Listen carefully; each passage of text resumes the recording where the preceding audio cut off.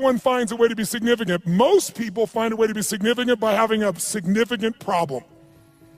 Why? Because if I'm really successful, you might like me for a while, but after a while, most people get annoyed with someone who's always happy and successful. Yeah, easy for you. Who knows what I'm talking about here? Raise your hand, right? But if you got big ass problems, who's gonna be upset with you? You're not competing with them. So you have huge problems and go, I understand. But if you're doing really well, it's like easy for you. So most of us unconsciously learn to create big problems as a way to connect because it's the safest way to connect and not be rejected. Some of you do it like she does by trying to please everybody all the time. Thinking if I please you enough, then you'll come to me, you'll give me what I'm really wanting too, which is what she wants. But it doesn't work that way. It works sometimes, but not all the time and not even the majority of the time. So anyone can feel connection and love. You can do it through prayer, you can do it through good gifts, you can do it by dressing special, you can do it by having big problems. The only question in life is not whether you're gonna meet your needs. The only question is how. And is it obtainable or sustainable?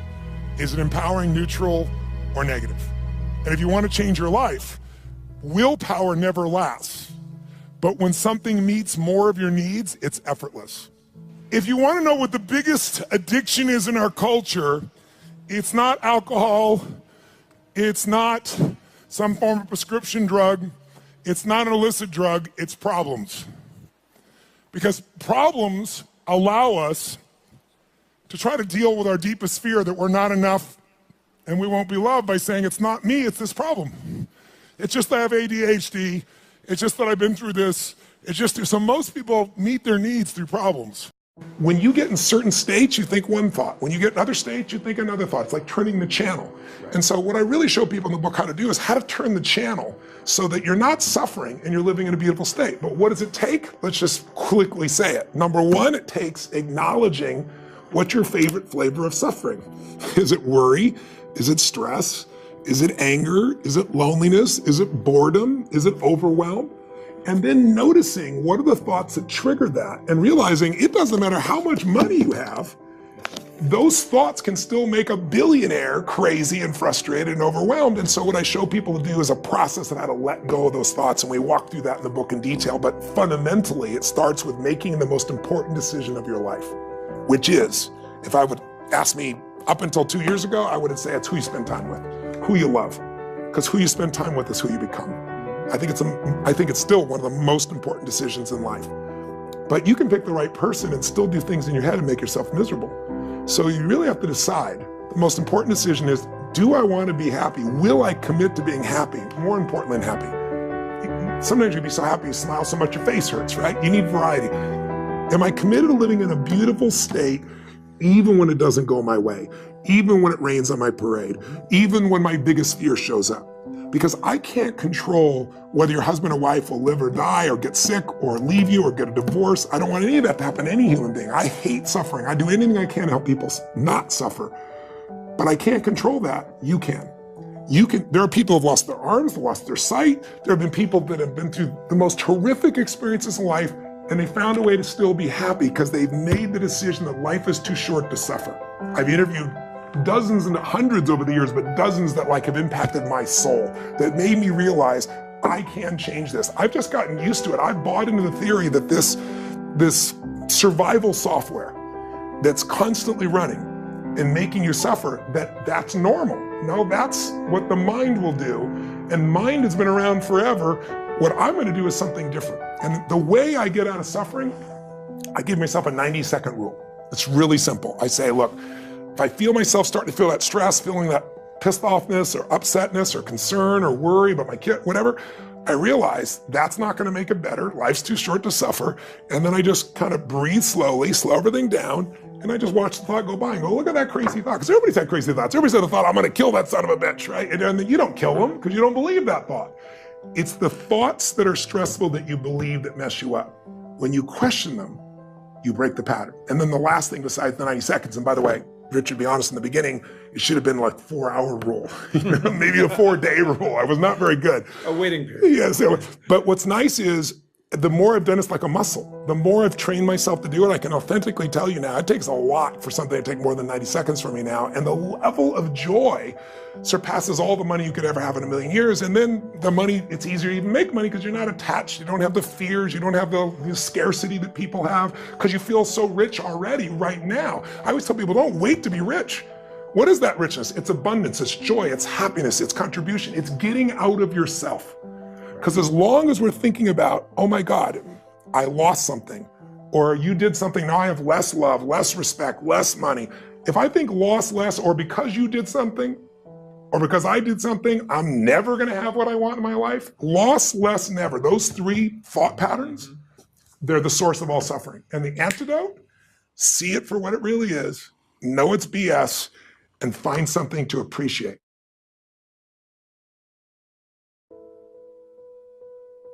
You know, a lot of times people do read body language. They do read people. They know what's going on, but they don't do much about it because they've gotten used to it. I always tell people you get what you tolerate. And if you go to a meeting and everybody's on their cell phone when you're talking about something important and you just let that continue, pretty soon the meetings are a total waste of time. So what I really believe is when you read something, you got to act on it. You got to do something. You can't lead other people if you're the one on your phone in the middle of the meeting either, right? So you got to lead by example. You've got to not tolerate within yourself or other people things that don't support what you are. And you've got to, when you see there's a challenge, you see there's something that's not congruent, they're saying one thing and they're feeling another, you got to metacomment. Say, tell me more. What's really going on? If you get in the habit of doing that, then you're never going to be bored in a business meeting again, first of all. People get bored because people are just saying the same things over and over again. They're managing their business, they're managing their life, they're not innovating, they're not creating, they're not digging deep, they're not pushing each other. When you get a culture of people, and all it takes is one, where a leader steps in and they will not settle for a half-assed answer, and they can be playful, they can be funny, they can be warm, they can be direct, they can be crazy about it, but they keep probing, you're gonna get to what's real. And when you get to what's real, that's when you start creating breakthroughs in business and in life. There is another level. The only reason you keep saying there isn't is you feel so exhausted about where you are. But life, the universe, or God is just testing you because there is another level. If this is good, giant jump to excellence, giant from good, poor to good to excellence. There's a level where all your dreams are realized. There's a level that you've always dreamed about. It is real. It has not gone away. But it takes that extra burst when you think there's nothing left, there's no way, you've tried everything 10 million times and you keep going. It's almost like God is saying, if you keep hitting this wall enough times, I will see that you will not stop, that you are filled with that level of determination, faith, and courage, and then the door opens and you get to that next level. But what most people don't know is the next level is just 2 millimeters above. And it's called outstanding, ladies and gentlemen, outstanding. What's it called? What's it called? What's it called? Outstanding, magnificent, unstoppable, extraordinary, not excellent. It's a different level. It's a level where you are not one of the best, you are the best. And you know what's amazing? You only have to be 2 millimeters more than everybody else and you get everything. You get the joy, the laughter, the fun, the family, the passion, the economics, the freedom, the spirit. It's all there. What Jerry Maguire called the Quan, baby. All of it. And it's just 2 millimeters above, and most excellent people give up because they're exhausted. And there's some people who go, the harder I hit it, the more I hit it, sooner or later it's going down, I'm not stopping. And when you do that enough, it pops open. This could be the greatest time you ever live if you control what you focus on, if you find a more empowering meaning, and if you decide to model the actions of those who succeeded before you. It can be the best financial time, the best emotional time, the best spiritual time of your life, but you better take control of your state. And if you think you're going to do it just by today, you're wrong. You're going to need to get yourself some rituals. Right now, every one of you in this room is controlled by your rituals. I don't just mean this one. I mean every morning you get up. I know your body. I can look at your body right now, and I can guess your rituals. Some of you, your rituals to work out 5 times a week, I can see it clearly. 4 to 6 times a week, it's obvious. Because you couldn't look like that if you didn't do that. Some form of workout. I don't care if it's walking, lifting, whatever. Some of you, it's obvious that lifting weights is part of it. You can see by that man's muscles. I know what his rituals are, because your life comes from your rituals. If you don't develop the ritual, you're kidding yourself. How many agree with me on this? Raise your hand, say I. And there are rituals that put you in state, and there are rituals that take you out of state. You have rituals in your relationship, you have rituals with your body, you have rituals around your finances, and the rituals that worked in the reaping time of fall in the markets and in business and in real estate, those rituals won't work now. If you do the right thing at the wrong time, you get pain.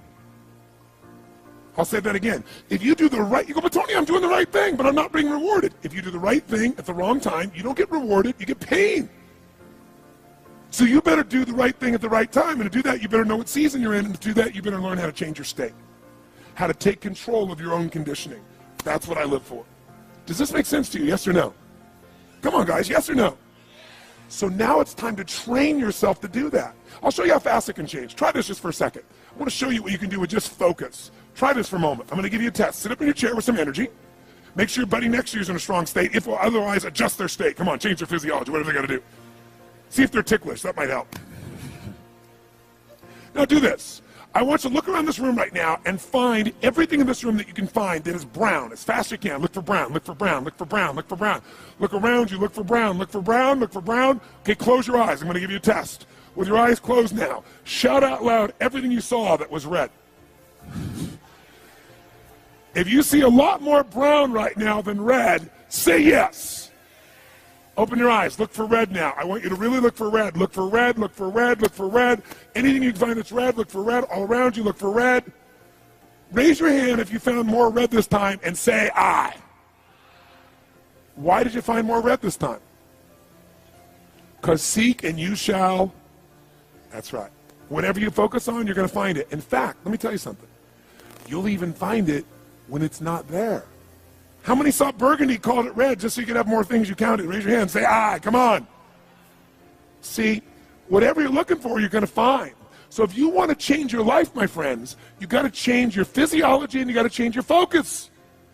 By the way, how fast can you change that stuff? How fast, my friends? How fast? How fast? Come on. In a heartbeat, once you rechange your conditioning. That's all you got to do.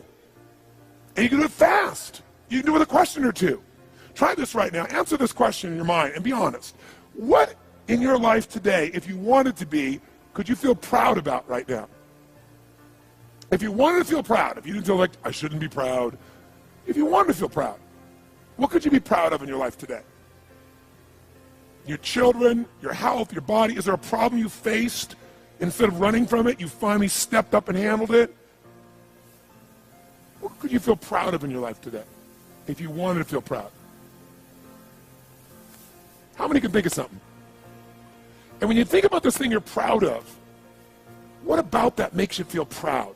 What do you focus on that makes you feel proud? How do you breathe when you really start to feel proud? What's the kind of look on your face that starts to happen when you let yourself feel proud? Yeah. How's that feel?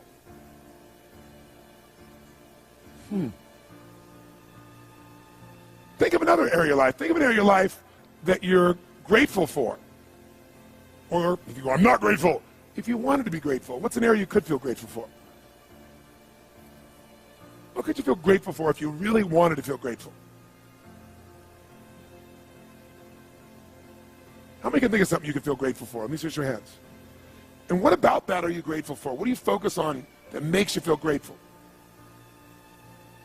How does it feel when you're really, truly feeling filled with gratitude?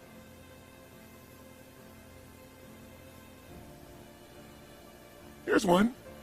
If you wanted to be excited about your life right now, and you were willing to be excited, you're willing to buck everybody else's trend, what could you feel excited about in your life if you wanted to feel excited? What could you get excited about if you really focused on it and you really took it in?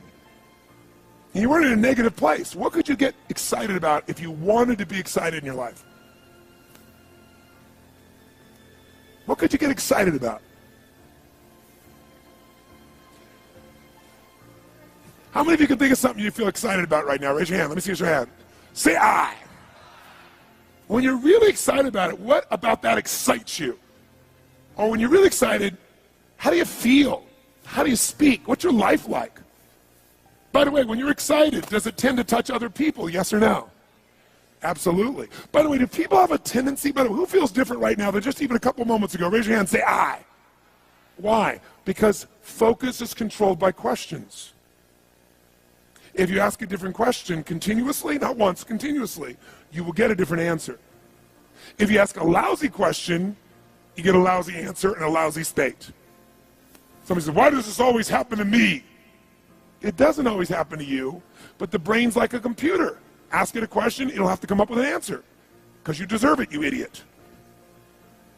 Someone will say, how come I can never lose weight?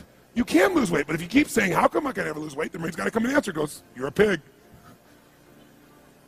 Lousy questions create what? Lousy answers. Ask a better question, get a better answer. Now here's what I want you to get. I want you to get that you can change your state. How fast, guys? How fast? How fast? And if you get the habit of doing it, you'll have a different life.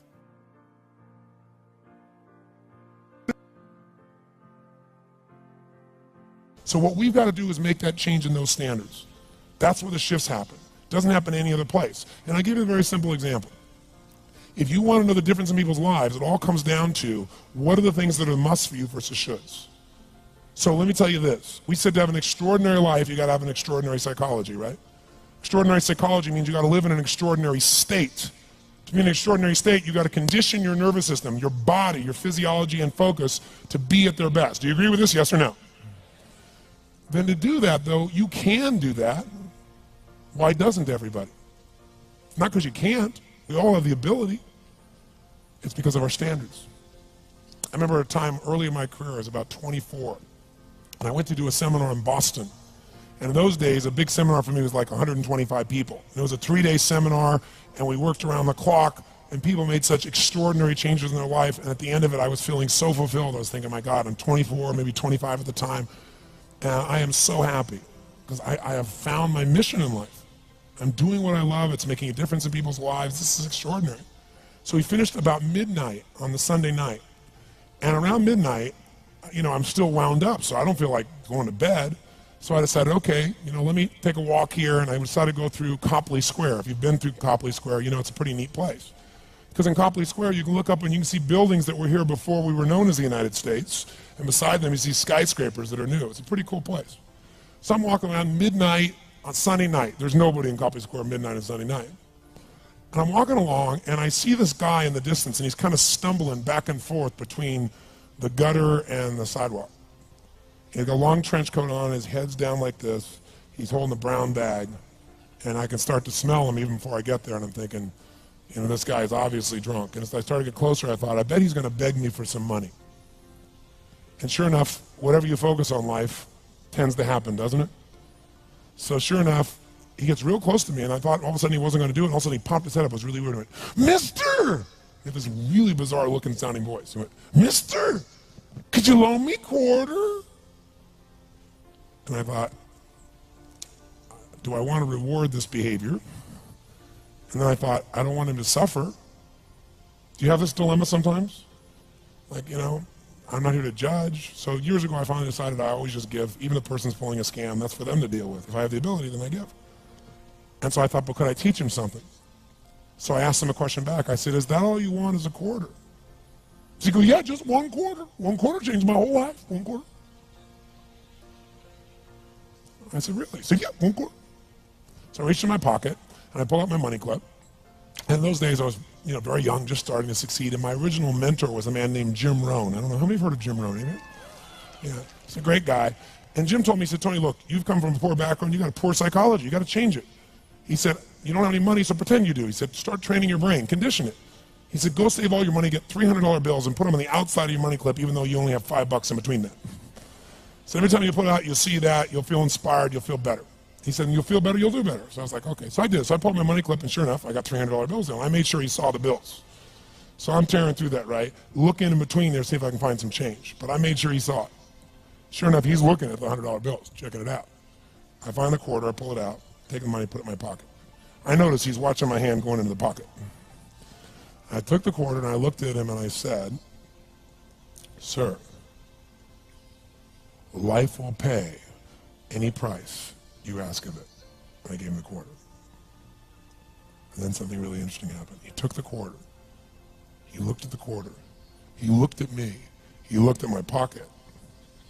He looked back at the quarter, looked at me, looked at my pocket, looked at me again, looked at the quarter, looked at my pocket, looked back at me and said, "You're weird." And then he shuffled on off like this, right? And I thought to myself, wow, what's the difference between him and me? I mean, I was 24, 25 at the time, doing what I love most, have my mission in life, and he's in his early 60s, drunk on the street begging for quarters. What's the difference?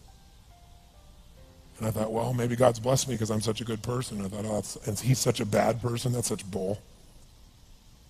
And I thought, wow, maybe the answer to that question is what I just told him. Life will pay whatever price you ask of it. But you know what's interesting? You got to ask intelligently. In the Bible it says, ask and you shall what? Yeah, it's a pretty good formula. You ought to look into it. But you know what? It says ask and you shall receive, but I'm sure it meant ask intelligently. I'm sure that's what God meant. I'm sure he didn't mean bitch and you will receive. Whine and you will receive. I don't think that was the instruction. Now, if you were going to ask intelligently, there might be 5 elements of that. Number one, you'd have to ask specifically, wouldn't you? You wouldn't ask in a general way. People do it all the time. They go, I want more money. Fine, here's $1, get out of here. Very often, you're getting what you're asking for. You're just not aware of how general you're asking. Clarity is power. The more clear you are about exactly what it is you want, the more your brain knows how to get there. Your brain is a servo mechanism. It's like a bomb. Those bombs, those missiles, they have a servo mechanism. So if the target moves, it knows what the target is, it follows it. Your brain, when you condition it, knows exactly what to go for and it'll find a way to get there. Do you ever buy a certain outfit or a certain car and suddenly see that car outfit everywhere? How many of you have had that experience? Say, aye. How come that car outfit's everywhere? It always was everywhere, but now you notice it. And the reason is because there's a part of your brain called the reticular activating system, the RAS. That part of your brain determines what you notice and what you don't notice. Your brain spends most of its time trying to make sure you don't notice because you'll go crazy if you notice everything. But when you decide what's most important to you, your brain goes after it. Everyone I know who's successful builds what I call an RPM plan. An RPM is built on the metaphor that the way to get from where you are to where do you want to go to the fastest is you got to build power, like in a car, RPMs. And the R stands for they know the result they're after. They know what they want precisely. If you don't know exactly what you want or you let yourself get beyond that into something general, you're not going to achieve it. Clarity is power. You got to know the specific result you're after. What do you want? If you can't answer that question right now in your personal life, in your body, in your relationships, in your finances, in your spirituality, then you're not going to be as fulfilled as you want to be. Today we're going to have you answer one of those questions at least. The second part of it, you got to know P, why you're doing it. Because you know what? You may get a big goal. Somebody says, I want to make $1 billion. I want to bring peace to the earth. Why? Because as soon as you come up with a goal, all the obstacles show up. Unless you've got enough emotional drive to break through that, you're never going to discover what it really takes. So you got to get yourself past that. And the way to get past that is have enough reasons. Reasons come first, answers come second. This man did not know what he wanted. He did not have enough reasons. To ask intelligently, you got to ask specifically. To ask intelligently, you got to know why you want it, have enough drive to make it happen, enough juice to make it happen. If you don't have enough reasons, you will not make it happen. And the M is, what is your massive action plan? What is going to get you to actually fall through? Because the first plan's not going to work and the second plan's going to work, so you better have enough plans that if the first two don't work, you still got something else. Otherwise, you're going to be having excuses why it didn't work. So asking intelligently requires that. So if we're going to be extraordinary in our results, we've got to be in an extraordinary state. We've got to know what we want and we've got to go use it.